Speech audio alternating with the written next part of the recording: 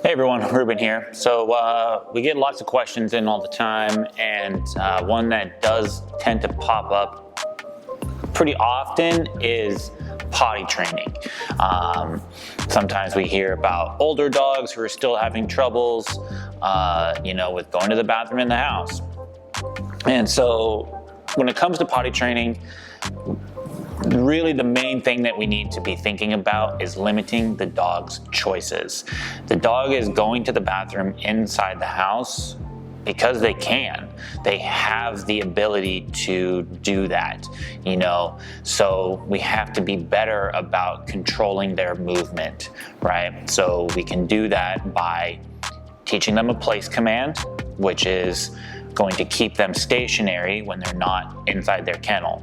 The other part would be kennel training them, and also having them do these things throughout the day, so we would want to just essentially go back to like puppy training type potty stuff, right? So the dog should be sleeping in their kennel, because this is going to help with helping them to control their bladder.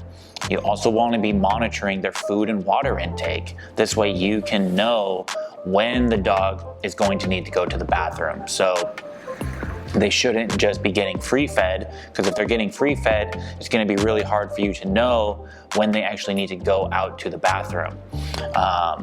So you want to control when they have water, when they have food, so this way you can know when they need to go out, right? It's like for a puppy, usually, in my experience, it's like if they eat or have water, you could probably expect within 30 minutes that they need to go out to the bathroom. And so that's why controlling that stuff is going to be really helpful for us, to make sure that they're not going to the bathroom inside the house. Because every time that they're able to go to the bathroom inside the house, they are reinforcing themselves by doing that. And it's just going to become harder and harder to train that out of them. So again, going back, you want to be teaching a place command and having them spend time in their kennel. Right? The reason for place is that when you put your dog on place, there's a very high likelihood that they're not going to just pee on their bed, right? Now it's also not just like we're keeping them there all day, like this also fits into the controlling of the food and the water, so that when they might need to go, but the place is going to help them learn how to control their bladder more as well.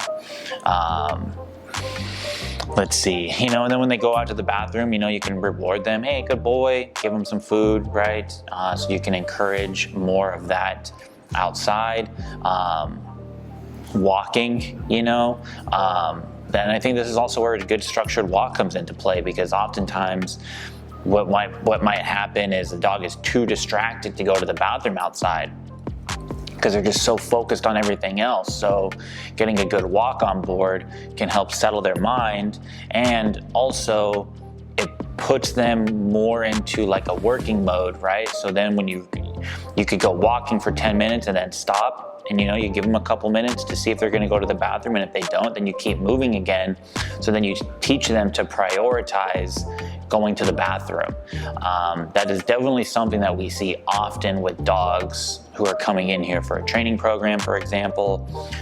They might be really reluctant to go to the bathroom at first, and it might take some time for them to actually go to the bathroom, and it's mostly because they're just so wound up that they can't even concentrate on just doing that.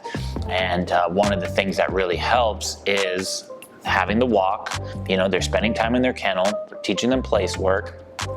And as the time goes on, the dogs actually start to go to the bathroom more on command, because we're teaching them how to prioritize actually going to the bathroom, right? Because we'll walk, you'll got a couple of minutes to try to go, and if you don't, we're gonna keep moving again. And just that movement can help,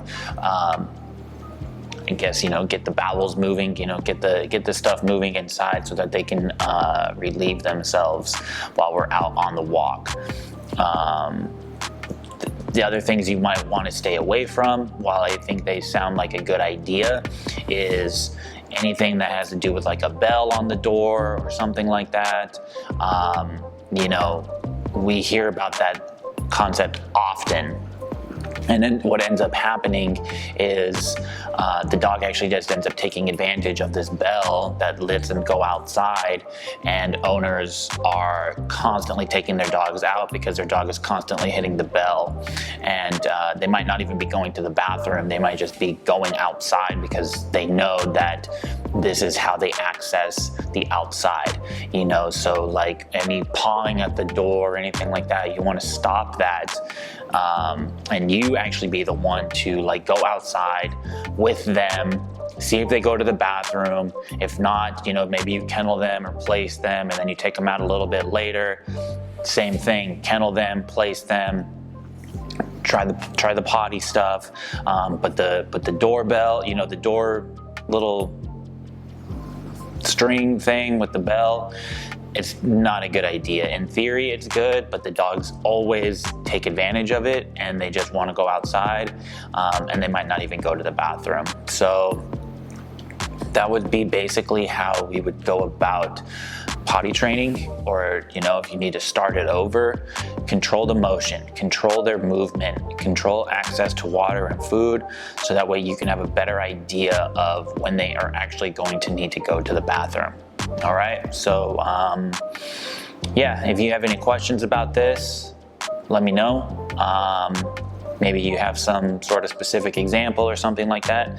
I would love to flesh it out for you. So as always, you know, if you guys find this helpful, please share it. You never know who might needs to hear it, who may need to hear it, you know, because we're all working with the dogs at our own pace. So yeah, hope you all enjoy the day, and thanks for watching.